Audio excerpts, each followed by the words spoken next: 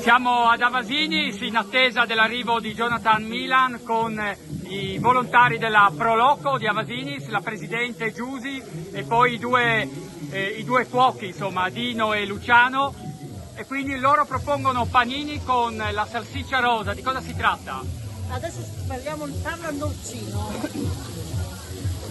Salsiccia rosa fatta con maiale molto giovane e carni, ripeto, scelte, ovvero quasi tutta la spalla e il socollo del maiale. E va alla grande, mi sembra. Alla grandissima. Ecco, allora ci mostri un po' come prepara il panino. Il mio collega prepara il pane tagliato. Per il pane.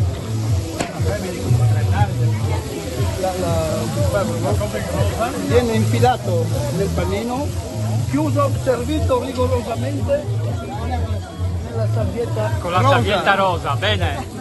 Viva il Giro d'Italia allora. Viva il Giro d'Italia! E viva Avasinis!